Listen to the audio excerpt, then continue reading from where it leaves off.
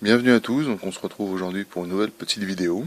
Donc c'est pour la présentation d'une petite lampe que j'ai souvent sur moi en fait, que ce soit dans une poche de pantalon ou de veste ou dans un sac à dos. C'est donc la Phoenix E11. Donc c'est le modèle 115 lumens, parce que on peut trouver la E11 en 105 lumens, mais le corps est complètement différent, donc je sais pas pourquoi ils ont gardé la même référence. Mais bon, c'est un choix. Donc c'est une lampe qui est équipée d'une LED Cree XPE. Donc je sais pas si vous la verrez bien avec la caméra.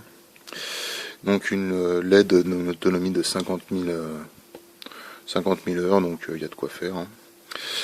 Elle est équipée donc d'un bouton de contact à l'arrière et de deux modes. Donc il y a un mode height qui fait 115 lumens et qui est donné donc pour une autonomie d'1h50 avec une pile rechargeable et 1h15 avec une pile alcaline.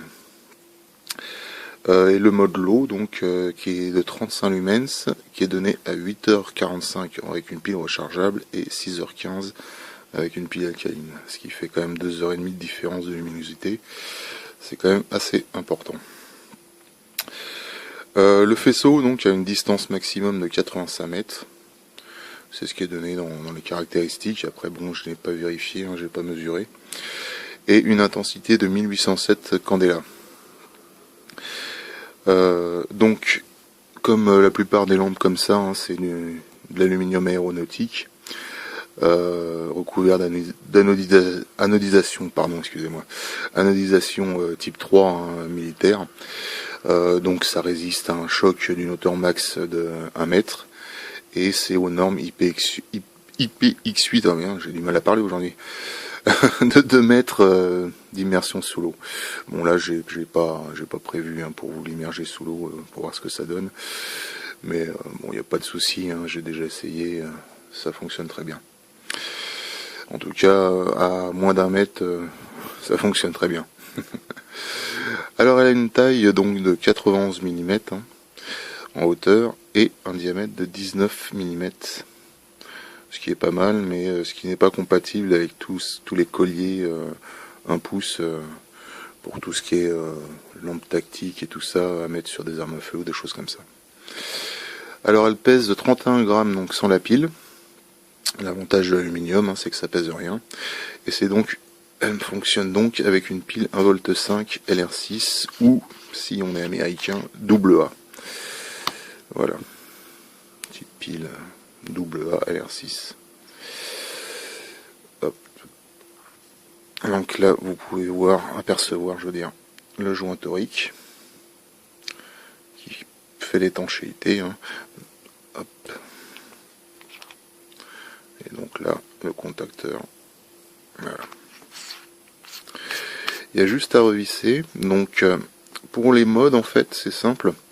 Quand vous êtes vissé, la tête est vissée complètement, vous appuyez dessus et vous avez le 115 lumens, le mode maxi.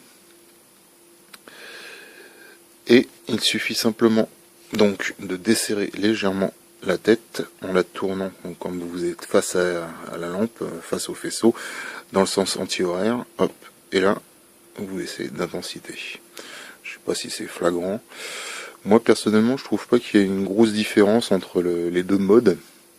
Pourtant entre 35 et 115 il devrait y avoir pas mal de différence. Donc là on est au mode normalement 35 et là je vais revisser. Hop, là on passe au mode 115. Je sais pas. Vous voyez, il y a guère de différence. Donc c'est assez bizarre. Même dans le noir, dans une pièce non noire, il n'y a pas énormément de différence. Donc c'est assez bizarre. Je pense qu'ils ont dû un peu se planter sur le... Ou alors c'est moi qui en ai une qui a un problème et qui balance 100 lumens et 115 lumens, je sais pas. Donc elle est équipée donc comme dame d'une petite dragonne qui est fournie avec. Elle est un peu abîmée là déjà, il y a un fil qui va bientôt lâcher, parce que ça fait déjà un bout de temps que je l'ai, donc vous voyez il y a quelques petits pets, je sais pas si on voit bien la caméra, il y a quelques petits pets à certains endroits. Je l'ai fait là par exemple, je l'ai fait tomber plusieurs fois, bon,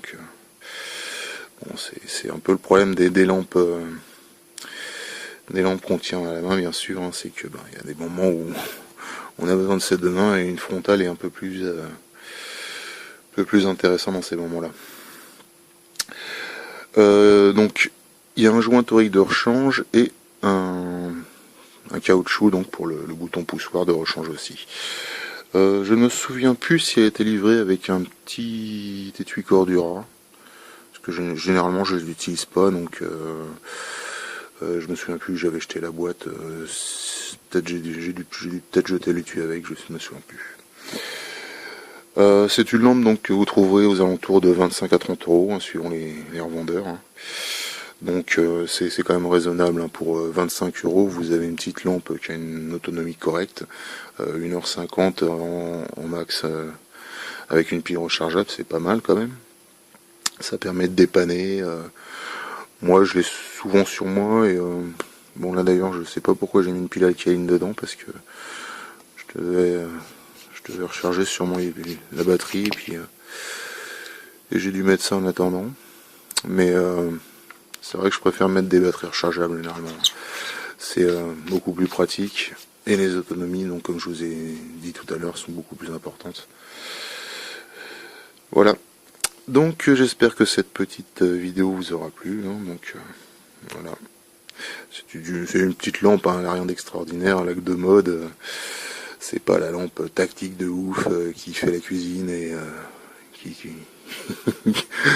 qui vous gonfle les pneus, tout ça, mais bon, c'est une petite lampe sympa qui se permet de se démerder dans le noir, panne de courant, ampoule grillée dans l'entrée et vous avez besoin de simplement de mettre la clé dans la serrure ou des choses comme ça. Vous dirigez dans un endroit où il fait noir, panne d'électricité dans la rue, les réverbères ne fonctionnent pas. Ça vous évite de marcher dans les crottes de chiens, tout simplement. Voilà. Ou même dans les bois, hein, il suffit que plus de batterie, plus de pile pour la frontale, ça dépanne toujours. Ça dépanne toujours, le temps de faire 2-3 conneries avant d'aller se coucher, ou le temps de sortir d'une forêt parce que vous avez un peu trop tardé et qu'il fait déjà nuit. Donc voilà. C'est toujours utile, ça sert toujours. Voilà. Allez, à bientôt.